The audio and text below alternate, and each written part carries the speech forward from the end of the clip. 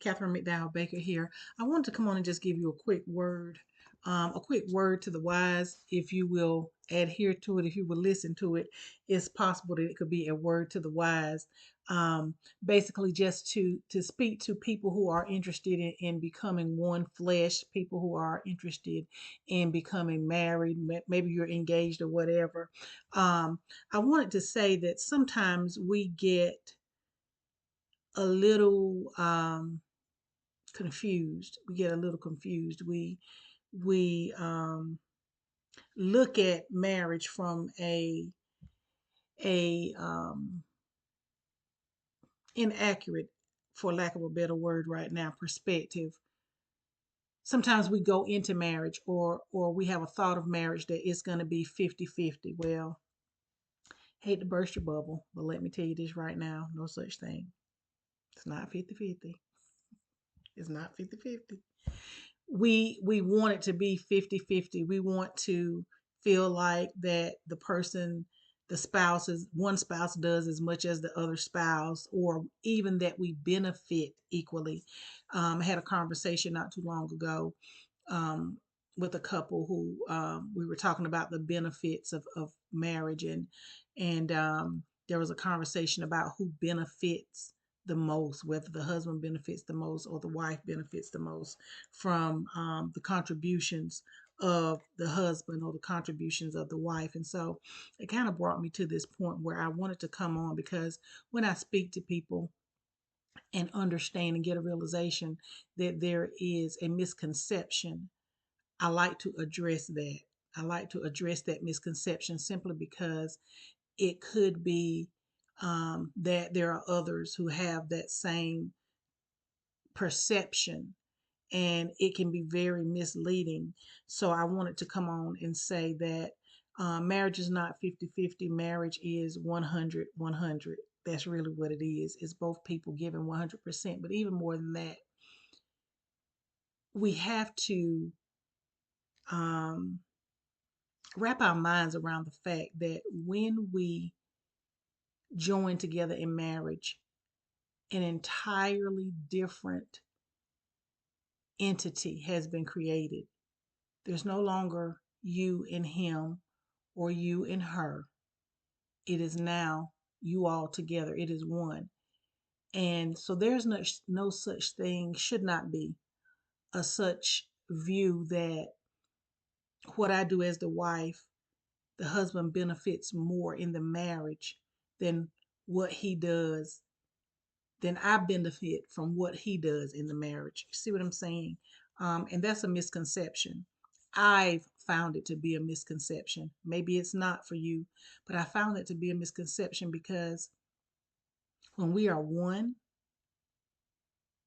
the benefit is to the marital unit, not to the individuals. If so, we have not yet become one.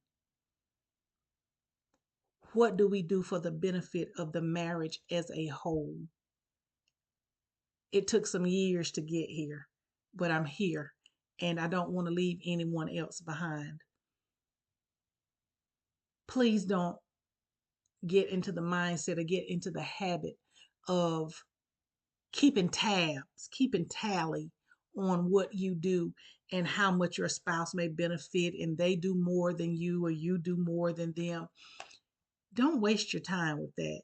When you step back, if you can step back and see that the marriage as a whole has been benefited, that in itself is the blessing. I thank God for my husband and how long we've been married. Has not been without its bumps in the road. Some of them were potholes, some of them were ditches. Sometimes we fell in, but God brought us out. And so I wanted to say that this is hindsight. This is having been married for the amount of time that we've been married. I think it's 39 years now, or going on 39 years that we've been married, and haven't gone through those difficult times, those separations even. If you have been married for 50 years and you've never separated, to God be the glory. That wasn't my story. So through those separations and those times, this is hindsight. We have a different view of marriage now, and ours is a desire to help other people from having to experience the same things that we experienced in your marriage, in your relationship. And a lot of it has to do with our mindset, what we think. And then when we have those other people in our ears giving their opinions on everything, first of all, they can't give their opinions about what we're going through unless we tell them. And if you're my friend and you're not his friend, then of course you're going to somewhat side with me. You're going to be a little bit biased. And so we have that going on. But most of the time, we need to renew our minds. We need to look at marriage differently.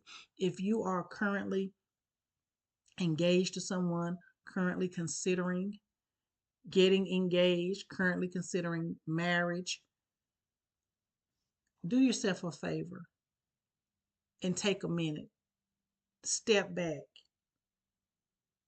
and don't ignore the red flags. If there are red flags, don't ignore those. Be honest with yourself about how you may feel about a certain situation, a certain idea, even. If your ideas don't match up, if your thought processes don't match up in those critical areas, really be mindful of that and take that under consideration and rethink what you're thinking about. That doesn't mean that one cannot be swayed by the other, because maybe that's the case.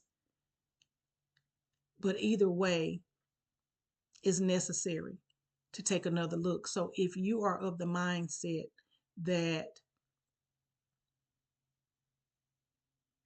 what you give is going to be returned to you, especially in the same manner that you give it, most of the time, you're setting yourself up for a letdown. People don't love the same. We're individuals. We don't express our love the same. We're individuals. I will give you a personal example. I express love differently than my husband expressed love. That was a point of contention in our marriage for years. I didn't interpret what he did as love. I felt that I showered myself and I showered my affections on him, and he didn't return that. It wasn't, in my eyes, it wasn't reciprocated. But then I learned he shows love through self sacrifice. And what better way? That is love.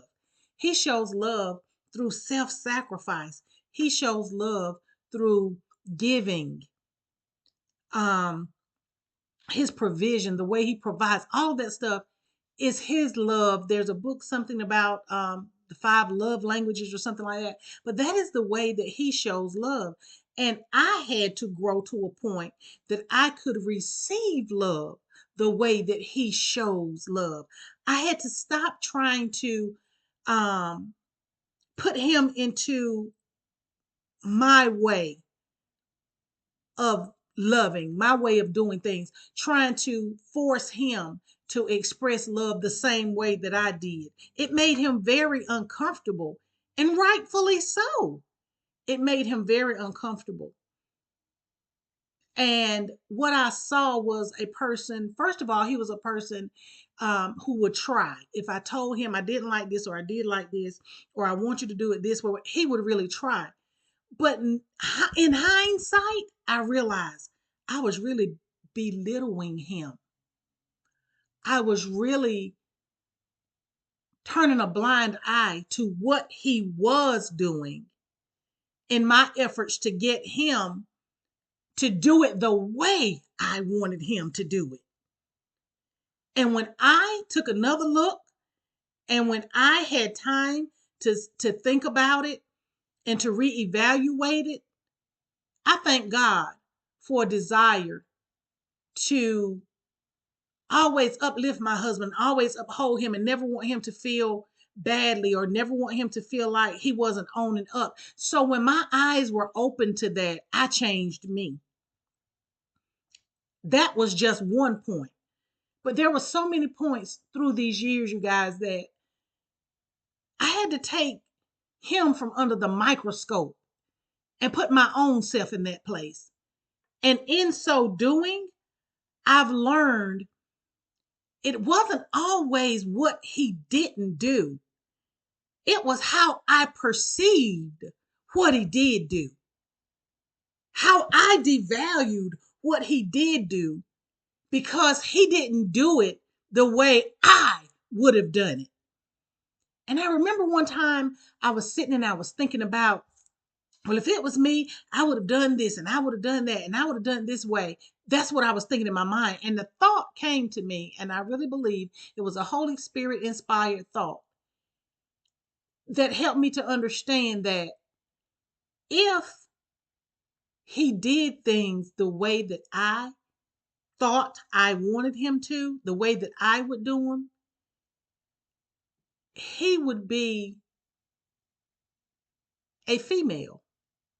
I know that sounds crazy, but as females, sometimes we want the male to behave like we would behave. We want him to have the same emotional responses to things that we have, or we accuse them of not caring.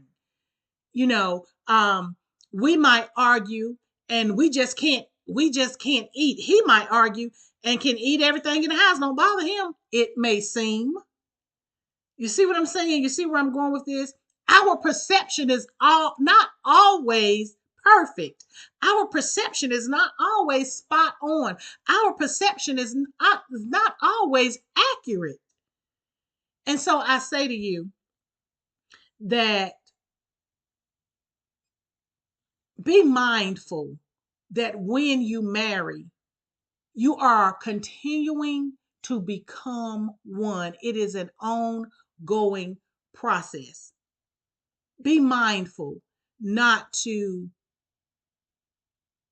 slap a hand that is presenting an offering to you by what you say out of your mouth,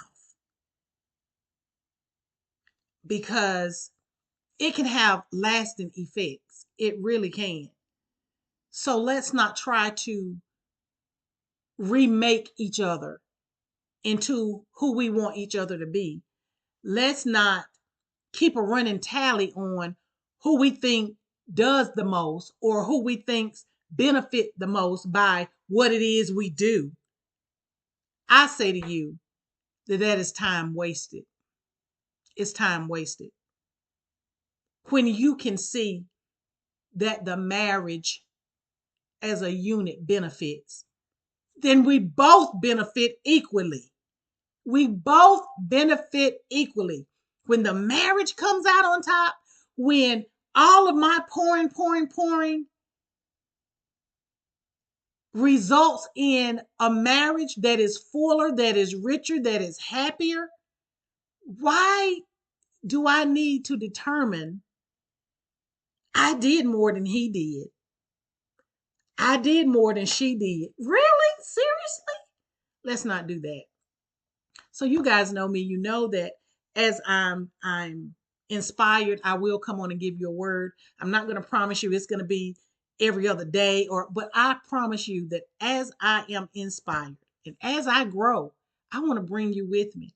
I've been married a long time, but I bless God, we have not stopped growing. We are still learning each other. And when I am led to share, I promise you that I will come on and share. You don't have to take my word for it, but just allow me to give you a different way to think about what you're thinking about. Okay? I love you all. You all have a blessed day. Bye bye.